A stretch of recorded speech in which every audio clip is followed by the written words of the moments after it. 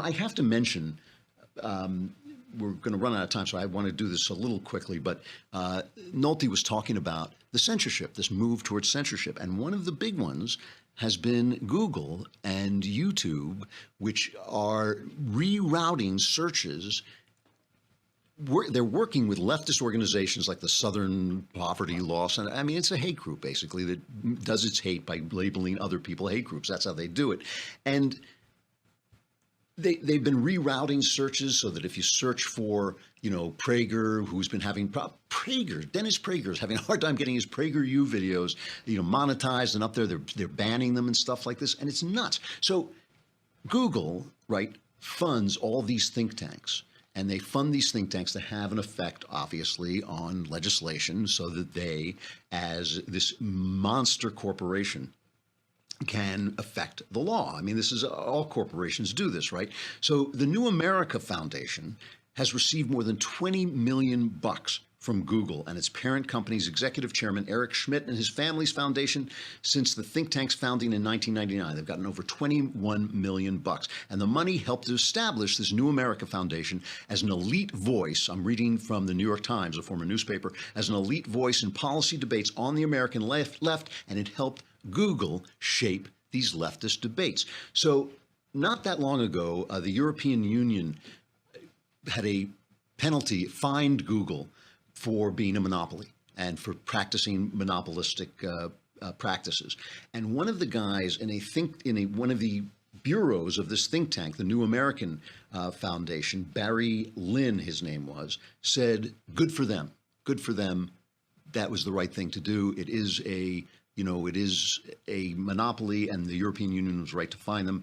Barry Lynn is now out of a job. And the thing you have to know about this, by the way, is Lynn's part of this foundation is completely self-funded. He did not fund through Google, but Google's power over the overarching organization, the New America Foundation, it's kind of a creepy name to begin with. Do we need a New America? I thought the old one was kind of good. But anyway, the New America Foundation was taking so much money from Google that when they got angry at Barry Lynn, out Lynn went. And here he is explaining why he said what he said. It was actually support for a decision that was aimed at ensuring that we have a political economy in the United States and Europe that is diverse, in which power is not concentrated. That's what the decision was about. Our unit has been focusing on ensuring that there is going to be that we're not going to see a massive concentration of power over the political economy of the United States in the hands of a few private individuals. That's what we've been doing for 15 years. That's what we will continue to do.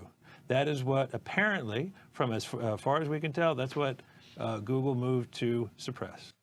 So, this is something, over at the Daily Caller, Luke Schwartz, an attorney, wrote an opinion piece called Time for Republicans to Take Google's Antitrust Abuses Seriously. And he says, over the last few weeks, conservatives railed against Google and other big tech companies for their left-wing bias. This has led to many, including Ann Coulter, Steve Bannon, and Tucker Carlson, to advocate regulating Google as a natural monopoly. While Google should not face antitrust scrutiny from Republicans because of its liberal political positions, it also shouldn't receive a free pass for anti-competitive conduct by the Democrats for the same reason. In fact, Google's strong ties with the Obama administration may have prompted the Federal Trade Commission to drop an investigation into search result manipulation in 2012. Republicans do not owe Google special treatment and should revisit the investigation into the monopoly's manipulation of its search results.